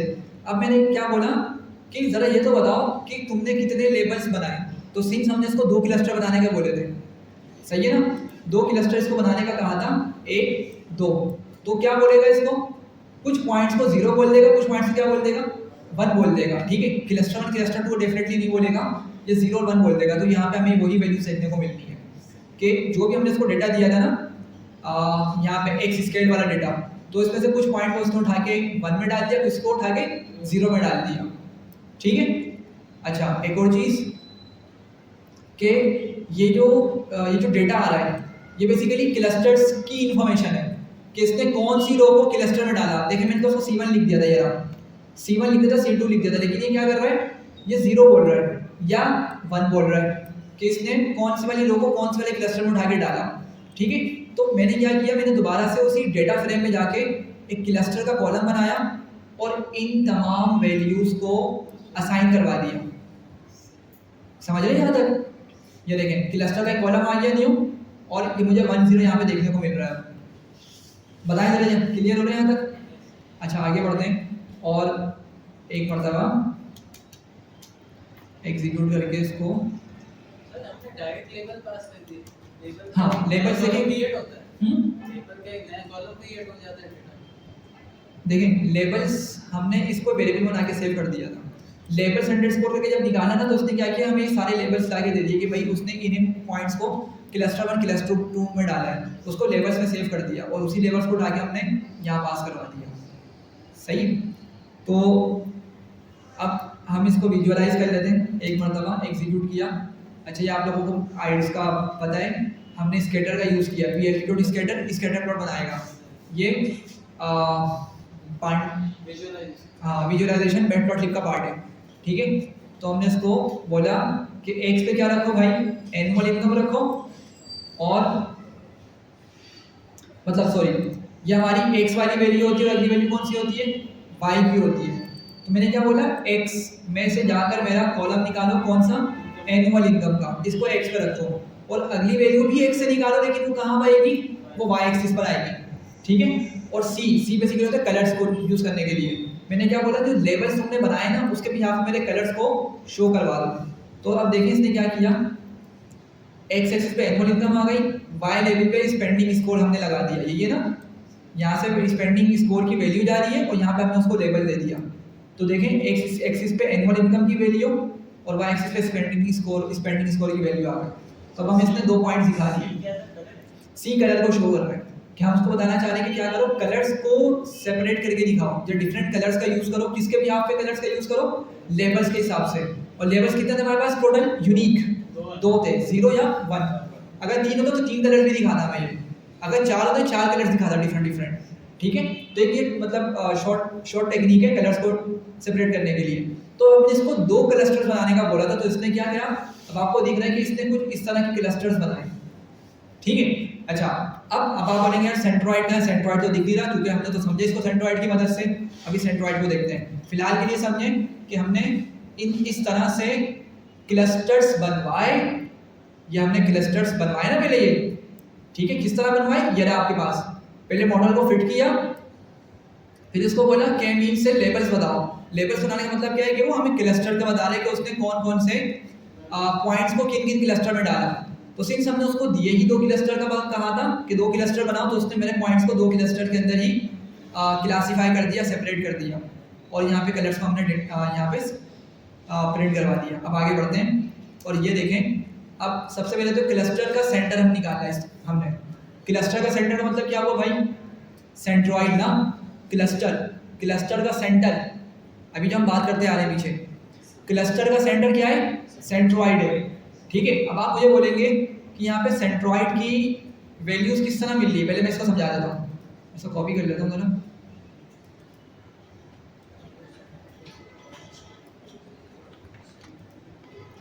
देखें कौन कौन से कॉलम दिए थे हमने, एज था और आई थिंक इनकम थी, INC लिख देता हूँ, और स्पेंडिंग स्कोर SS लिख देता हूँ, ठीक है। और ये वैल्यूज आई,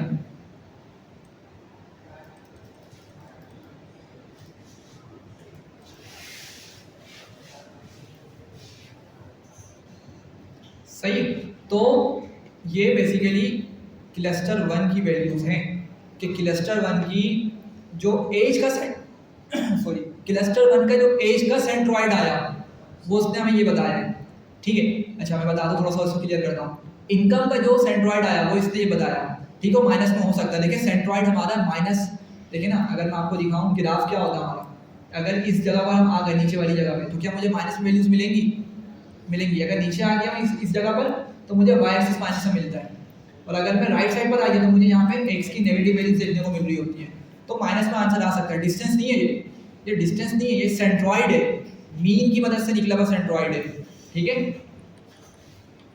और ये स्केलिंग फॉर्म में हमें मिल रहा है, स्केल्ड, हमने डेटा को स्केल किया था ना, हाँ 0 to 1, तो इसलिए हमें यहाँ पे स्केल देखने को मिल रहा है, ठीक है। इसको वापसी अपन निकालेंगे पीछे जाके। अच्छा दूसरी वैल्यू क्या है, ये 2 क्लस्टर बनाए ना हमने भाई,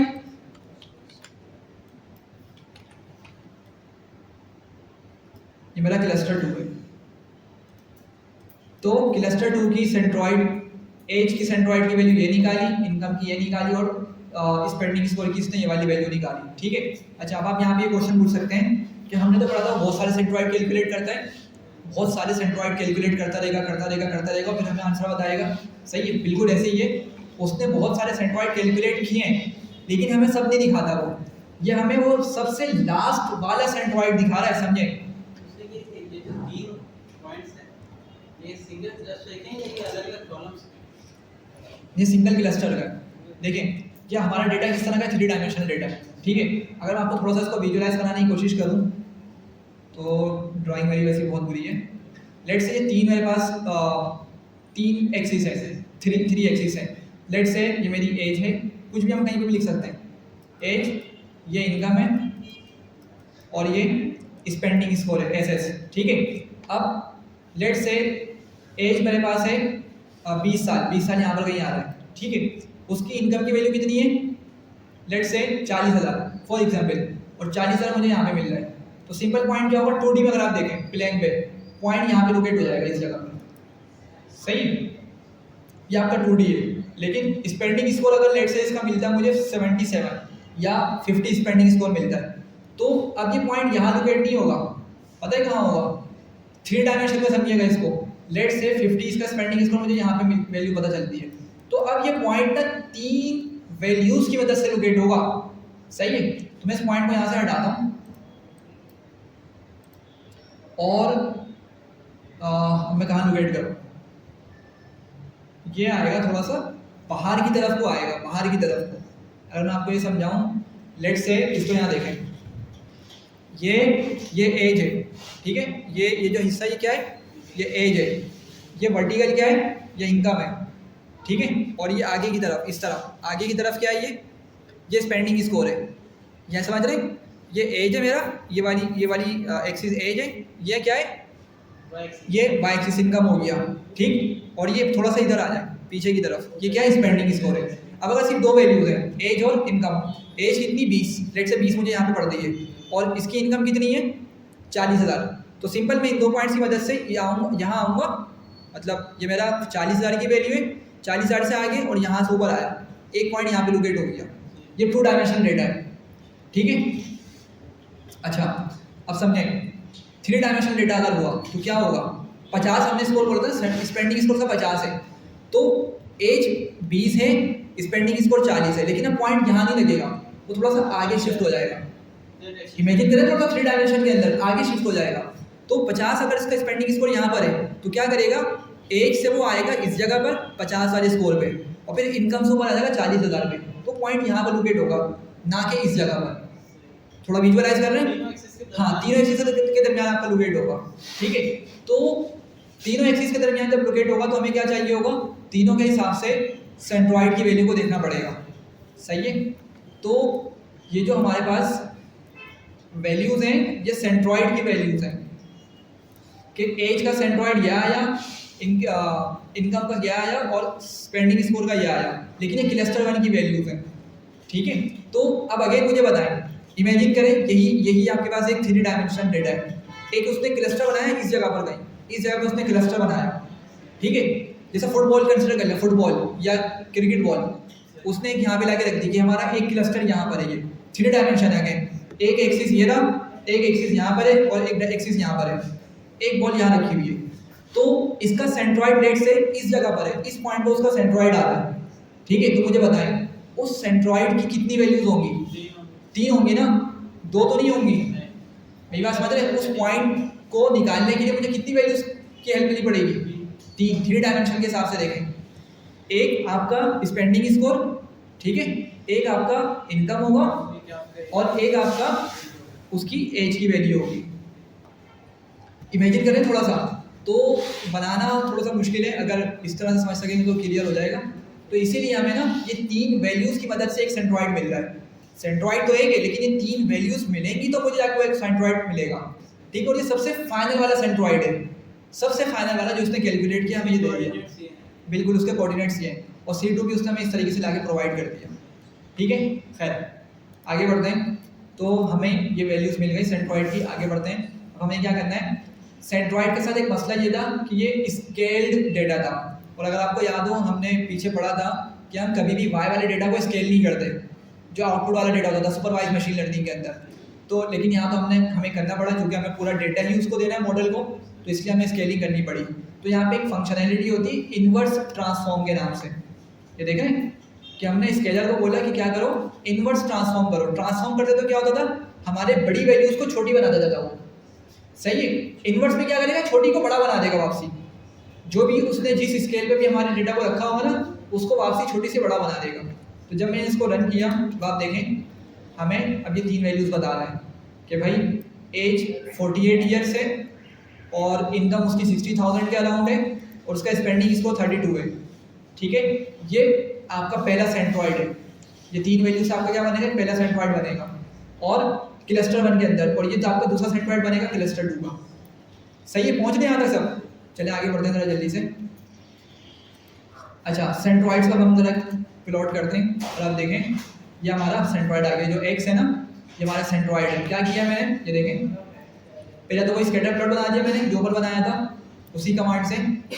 स्कैटर को मैंने कहा स्कैटर प्लॉट बनाओ और सेंट्रॉइड्स की मदद से इसको प्लॉट करो। सेंट्रॉइड मैंने 1 ले लिया और सेंट्रॉइड 2 यहाँ पे लिया, और मैंने क्या बोला, मार्क कर दो उसको किससे, एक्स, मतलब एक्स लेबल लगा दो और साइज को 300 कर दो। तो खैर क्या हुआ, इसने मुझे ये दिखा दिया कि ये जो आपके ये येलो पॉइंट्स दिख रहे हैं ना, येलो पॉइंट्स को हमने एक क्लस्टर माना है, या इसने एक क्लस्टर माना है, उसका सेंट्रॉइड बता रहा है यहाँ पर है, जो बेस्ट सेंट्रॉइड जिसको मिला है वो यहाँ पर है, ठीक है।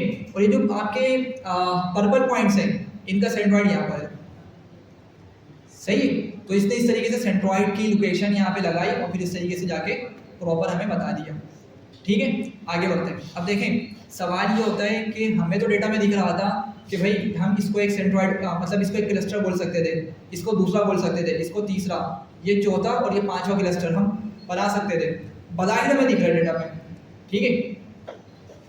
तो अब यहाँ पर हम इस पर डिस्कस करते हैं, जो हम ड्रॉबैक की बात कर रहे थे कि के मीन्स का सबसे ज़्यादा बड़ा ड्रॉबैक यही है कि हमें क्लस्टर बताना पड़ता है। अगर हमें हायर डायमेंशनल डेटा मिल गया, और रियल लाइफ के अंदर कभी भी 2-3 कॉलम पे काम नहीं होता, बहुत ज़्यादा कॉलम्स पे काम होता है, तो हम देख नहीं सकते डेटा को इतने आराम से, ठीक है। विजुअलाइज नहीं कर सकते, मेरा कहने का मतलब ये, डेटा तो हम देख सकते हैं लेकिन विजुअलाइज कैसे करेंगे ग्राफ की फॉर्म के अंदर।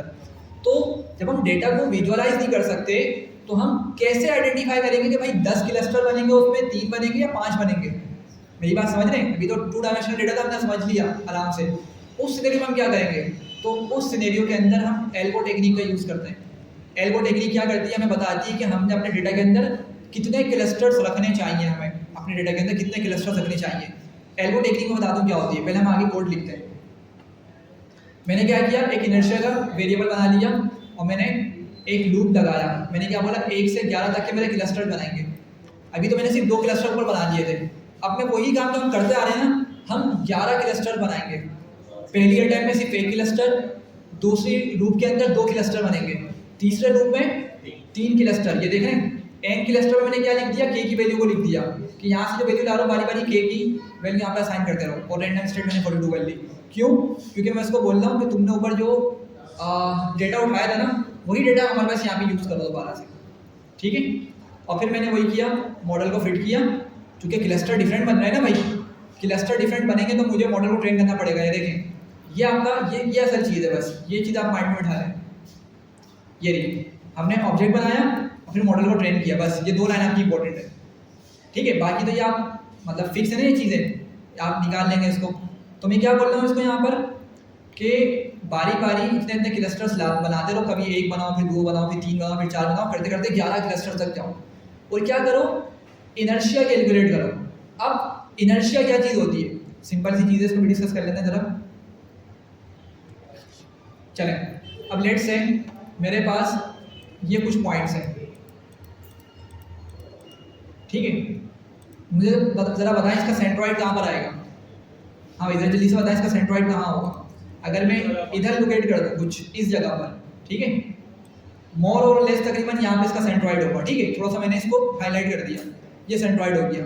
अब क्या होगा, हम इसके डिस्टेंस कैलकुलेशन ऑलरेडी देख चुके हैं। मैं आपको इनर्शिया बता रहा हूँ, इनर्शिया क्या होता है। इनर्शिया समझिएगा, क्या करेगा, हमारे पास ना इन हर पॉइंट का इस पॉइंट तक के डिस्टेंस कैलकुलेट होगा इस तरीके से। हर पॉइंट का इस पॉइंट तक का, हर पॉइंट से इस पॉइंट तक के डिस्टेंस कैलकुलेट होगा, सारे आप जैसे सारे डिस्टेंसेस कैलकुलेट हो जाएंगे, ठीक है। और लेट से मैं इनको नाम दे देता हूँ, लेट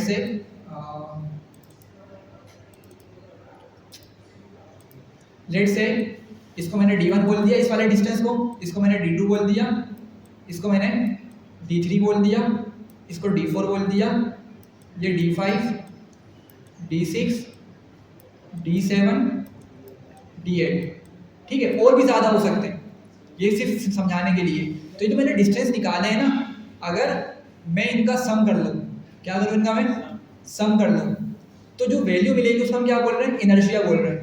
मतलब कोई भी एक सेंट्रॉइड लग गया, सेंट्रॉइड के बाद उसके जो करीब करीब के पॉइंट्स हैं, उन तमाम पॉइंट्स का उस सेंट्रॉइड की मदद से क्या होगा, डिस्टेंस कैलकुलेट होगा। सिर्फ डिस्टेंस कैलकुलेट करेंगे और उन तमाम पॉइंट्स के डिस्टेंसेस का सम कर लेंगे हम, ठीक है। ये क्या हो गया मेरा, ये इनर्शिया बन जाएगा, ये तमाम वैल्यूज इनर्शिया बन जाएंगी, सही है।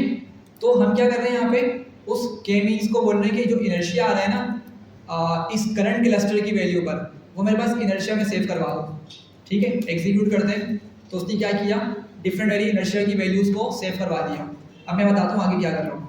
अच्छा, यहाँ पे मैं क्या कर रहा हूँ, पहले तो एक प्लॉट बना रहा हूँ मैं प्लॉट का वो समझा दूँ कोड। मैंने यहाँ पे राइट एक्स एक्सिस पे देखें, मैंने यहाँ पे जो आप देख रहे हैं 2, 4, 6, 8, 10, ये मैंने क्या रखे हैं, नंबर ऑफ क्लस्टर्स, एग्जैक्टली, कि इतने क्लस्टर्स हैं, ठीक है।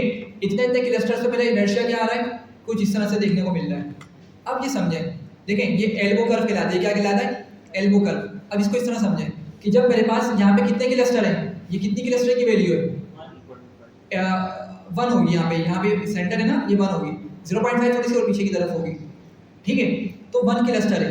जब मेरा 1 क्लस्टर था तो मेरा जो डिस्टेंस आया, अभी जो मैंने आपको इनर्शिया दिखाया वो क्या है, काफ़ी ज़्यादा आ रहा है, मतलब 500 से अब वो 600 के करीब आ रहा है, 500 से 600 के दरमियान आ रहा है, ठीक है। अब ऐसा क्यों हो रहा है, समझे बात को। अगर आपको मालूम है, जो मेरा सेंट्रॉइड वाली कैलकुलेशन का स्टेप होता है, ये बारी बारी साइकिल्स में चलता है, ये बहुत ज़्यादा मरतबा रिपीट हो रहा होता है, ठीक है। पहली वाली साइकिल रिपीट करें, पहली वाली साइकिल, अगर मैंने ये पूरा डेटा है मेरा, ठीक है, ये कुछ इस तरह का डेटा मौजूद है। अगर पूरे इस डेटा को मैंने एक क्लस्टर मान लिया है, एक क्लस्टर मान लिया, और इसका सेंट्रॉइड मैंने यहाँ लोकेट कर दिया, सेंट्रॉइड तो ये सेंटर पे होगा, ठीक है। तो अब क्या होगा, क्या पॉइंट्स मेरे बहुत दूर दूर होंगे या नहीं होंगे, होंगे, समझे। डेटा स्प्रेड हुआ हुआ है। चले अपने वाले ग्राफ को देखता हूँ, ये देखें, ये हमारा ग्राफ है, ठीक है। अगर मैं इसको इस जगह पे इसका सेंटर मान लूँ, इस जगह पे, तो जब मैं दूर दूर वाले पॉइंट्स का यहाँ तक का डिस्टेंस निकालूंगा तो डिस्टेंस ज़्यादा आएगा, और जब मैं सम करूंगा तो मुझे वैल्यू और ज़्यादा देखने को मिलेगी। मेरी बात समझ रहे। तो हो क्या रहा है, अगर नंबर ऑफ क्लस्टर्स आपके कम है तो आपका जो इनर्शिया, मतलब जो डिस्टेंस ओवरऑल, वो ज़्यादा देखने को मिलेगा, ठीक है। जिसका मतलब क्या है कि मेरा मॉडल यहाँ पे अच्छा सा परफॉर्मेंस नहीं दे रहा, ठीक है। तो समझे बात को। अगर मुझे 1 क्लस्टर पे ये इतनी बड़ी वैल्यू देखने को मिल रही है इनर्शिया की, तो हम बोलेंगे नहीं, आगे बढ़ो, मतलब 2 क्लस्टर बना के देखो, दूर दूर है ना। देखें, हमने करना क्या है, क्लस्टर का मतलब ही क्या है कि सिमिलर पॉइंट्स को करीब लाना, सिमिलर पॉइंट्स को करीब लाना, ऐसा ही है ना। अब अगर मेरा क्लस्टर एक है, ठीक है, उसमें हर किसी के पॉइंट उठा के डाल दिए, तो क्या होगा कि सिमिलर पॉइंट्स मेरे पास फिर रहे नहीं। एक क्लस्टर का मतलब तो वैसे भी गलत सेंस बना रहा है ना, कि मैं सारे पॉइंट्स को एक साथ उठा के लेकर आ रहा हूँ, और जब उनका डिस्टेंस निकाला तो डिस्टेंस और ज़्यादा बड़ा देखने को मिल रहा है, ठीक है। तो इसलिए हमने क्लस्टर 2 बढ़ाए। अब जब 2 किया तो देख रहे हैं इनर्शिया कहाँ से कहाँ आके गिर गया। लेट से 550 था, 550 तक कितना हो गया, तकरीबन 390 के करीब आ गया 2 क्लस्टर पे, ठीक है। तो मतलब थोड़ा बहुत इंप्रूव हुआ हमारा मॉडल, पॉइंट्स कुछ करीब करीब आ गए, क्लस्टर के अंदर अंदर आ गए, क्लस्टर को जो एक रीजन है उसके अंदर पॉइंट्स आने स्टार्ट हो गए, जो कि एक अच्छी चीज़ को शो कर रहा है कि पॉइंट्स क्लोज आते जा रहे हैं। अच्छा 3 क्लस्टर बनाए तो मेरा और काफ़ी कम हो गया, 390 से तकरीबन 290 के करीब आ गया, ये 3 क्लस्टर की वैल्यूज हैं, ठीक है। अच्छा 4 पे देखें, 4 पे तो बहुत कम हो गया, 290 से कहाँ आ गया, तकरीबन 190 के करीब करीब आ गया, ठीक है। तो देख रहे हैं मतलब अभी हमने सिर्फ एक एक क्लस्टर बढ़ाए यहाँ पे, तो मैं 550 से कितना नीचे आ गया, ठीक है। एक एक क्लस्टर बढ़ाया मैंने सिर्फ, मैं 4 पे जब आया, जब मैंने 4 क्लस्टर मैंने बनाया अपने डेटा के अंदर, तो फिर मेरे पास 190 तकरीबन इसका इनर्शिया देखने को मिल रहा है, मतलब डिस्टेंसेस या मेरे पॉइंट्स बहुत ज़्यादा क्लोज आ चुके हैं सेंट्रोइड के, मतलब एक सिमिलैरिटी वाली चीज़ मुझे देखने को मिल रही है। थोड़ा इमेजिन कर रहे हैं माइंड में आप लोग कि पॉइंट्स करीब करीब आ गए और सिमिलैरिटी मुझे अब कुछ देखने को मिल रही है, तो इसलिए इनर्शिया कम हो गया। अब देखें 5 वाला जो है ना मेरा एक आइडियल पॉइंट है, क्यों, क्योंकि 5 पे जब मैं आ रहा हूँ ना, तो 5 आप बोल लें या 6 बोल लें, उसके बाद से आपको इतना कोई ज़्यादा अगर आप आगे बढ़ाते हैं क्लस्टर्स को, तो बहुत ज़्यादा कोई डिफरेंस देखने को नहीं मिल रहा। डिफरेंस मिल रहा है, वैल्यूज़ में डिफरेंस है इनर्शिया की, इनर्शिया फिर भी कम होता जा रहा है, लेकिन मुझे बताएं जब मैं 1 से लेकर 5 तक के क्लस्टर तक की वैल्यूज़ पे आ जाऊँ, तो क्या मुझे डिफरेंस जो देखने को मिला है, क्या मुझे 5 से आगे देखने को मिलेगा उतना डिफरेंस? नहीं। मेरी बात समझ रहे हैं? देखें एक क्लस्टर पे जब मैं खड़ा था 550 इनर्शिया की वैल्यू थी, जब मैं 5 क्लस्टर पे पहुंचा, जब मैंने 5 क्लस्टर बनाए, तो इनर्शिया 550 से कितना आ चुका है, तकरीबन हाँ हाफ से भी ज़्यादा कम हो गया, 5-550 का हाफ कितना बनेगा, तकरीबन 275 के करीब बनेगा, उससे भी कम हो चुका है मेरा इनर्शिया, 190 के करीब आ रहा है, 190-180 के करीब आप देखने को मिल रहा है। तो 5 क्लस्टर जब मैं 5 क्लस्टर तक पहुंचा, इतना इनर्शिया कम हो गया। अब जब मैं 5 क्लस्टर से और आगे बढ़ाता हूँ, बोलता हूँ 6 क्लस्टर बनाओ मेरे डेटा के अंदर, 7 बनाओ क्लस्टर, तो क्या मेरा इनर्शिया बहुत ज़्यादा चेंज हो रहा है या नहीं हो रहा? नहीं हो रहा, थोड़ा बहुत हो रहा है। तो आप समझिए ये जो हमारा हैंड है ना, ये एल्बो जो बोला जा रहा है, एल्बो ये वाली चीज़ है आपकी, तो ये आपका ऐसा पॉइंट है कि जब आप यहाँ से लेके इस जगह तक आ रहे हैं, तो काफ़ी ज़्यादा गहराई देखने को मिल रही है, ज़्यादा वैल्यू चेंज होती मिल रही है। लेकिन अब एक मरतबा इस जगह पहुँच गए एल्बो वाली जगह पे, तो अब आप यहाँ से आगे जाएंगे तो आपको ज़्यादा डिफरेंस नहीं मिलेगा। तो जो एल्बो वाली जगह होती है ना, उसको हम अपने ट्रू रिप्रेजेंटेटिव क्लस्टर्स मान लेते हैं। तो अगर मैं यहाँ पे बोलूँ मेरा 5, या अगर आप चाहें तो 6 भी ले सकते हैं, लेकिन 5 वाला थोड़ा सा ज़्यादा बेटर होगा। तो हम अगर ये बोलें कि अगर मेरे डेटा के अंदर 5 क्लस्टर होने चाहिए थे, तो ये बात सही है। क्यों? क्योंकि उससे ऊपर मुझे बहुत ज़्यादा इनर्शिया देखने को मिल रहा है, लेकिन नीचे की तरफ मुझे बहुत ज़्यादा कोई वैल्यू चेंज नहीं देखने को मिल रही। तो अब आपके ऊपर है, आप इसको 5 बोल लें या आप इसको 6 कंसिडर कर लें, आपके ऊपर है। मर्जी बोल लेने, ठीक है। मतलब ये बोल रहा हूँ, देखो एक एल्बो टेक्निक है, ठीक है। तो अब ये आपके ऊपर है, अगर आपको 4 समझ आता है तो आप 4 ले लें, लेकिन 4 और 5 के दरमियान आप देख लीजिएगा कि आपके पास इनर्शिया में ज़्यादा चेंज नहीं आ रहा, तो हम ले सकते हैं 4 को भी 5 को भी, ठीक है। तो खैर अगर हम 4 को ले लें या 5 को ले लें, तो हम क्या बोलेंगे, हमारी डेटा में इतने क्लस्टर्स होने चाहिए थे। जो हम पीछे ड्रॉबैक की बात कर रहे थे ना कि हम खुद क्लस्टर बताते हैं, वो अच्छी बात नहीं, मतलब वो सही चीज़ ही नहीं, वो ड्रॉबैक था। लेकिन इस इनर्शिया वाली टेक्निक से या एल्बो टेक्निक से हम क्या कर सकते हैं, ये आइडिया लगा सकते हैं, यार मेरे डेटा के अंदर कितने क्लस्टर्स बनने चाहिए, ताकि मैं कस्टमर की अच्छे से सेगमेंटेशन कर सकूँ कि कौन से कस्टमर सबसे एलीट क्लास के हैं, कौन से मॉडरेट क्लास के हैं, कौन से किस क्लास के हैं, ठीक है। तो इस टेक्निक की मदद से हमारे पास फाइनली डिसाइड होता है। तो फिर हम क्या करेंगे, इन दी एंड उतने क्लस्टर्स को रखते हुए अपने मॉडल को फिर से ट्रेन कर लेंगे, ठीक है।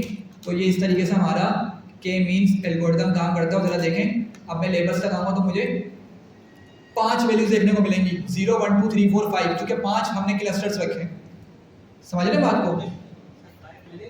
हाँ सॉरी, हाँ 4 मिलेगी, सॉरी 0 1 2 3 4, 5 वैल्यूज हो गई टोटल 0 से 4 तक की, ठीक है। तो इस तरीके से हम ये विजुअलाइजेशन परफॉर्म करवा सकते हैं, ठीक है। चले एक ही हम डिस्कस कर सके, और ये देखिए हम 5 कलर्स आ गए, ठीक है। तो इसने ये जो सिमिलरिटी के दरमियान कलर्स थे वो दिखा दिए, और एक आगे जल्दी से बोर्ड हम और रन कर लेते हैं। तो अब देखें, ये इसने हमें सेंट्रॉइड दिखा दी कि जो आपके ग्रीन वाले पॉइंट्स है ना, इसका सेंट्रॉइड यहाँ पर है, फाइनल सेंट्रॉइड। ये जो ब्लू वाले पॉइंट्स है डार्क में, इसका सेंट्रॉइड यहाँ पर है। ग्रीन वालों का आपका ये वाला है, ग्रीन का, ये आपका ग्रीन का है, ठीक है। करीब करीब दिख रहे हैं ना, लेकिन ये आपका ग्रीन का है, क्योंकि ग्रीन आपके यहाँ पे भी स्प्रेड हुआ है, और जबकि आपके पर्पल वाले का जो सेंट्रॉइड है वो इस जगह पर है और येलो वाले का सेंट्रॉइड इस जगह पर आ जाए। ठीक है, तो इस तरीके से ये काम करता है। ठीक है, चलें सिर्फ एक ही एल्गोरिथम डिस्कस कर सके हम, लेकिन अच्छा अगर ये अच्छे समझ आ गया ना तो आपका नेक्स्ट वाला एल्गोरिथम ईजी हो जाएगा, वो आप जल्दी समझ जाएंगे। ठीक है, चलिए इसको यहीं एंड करते हैं।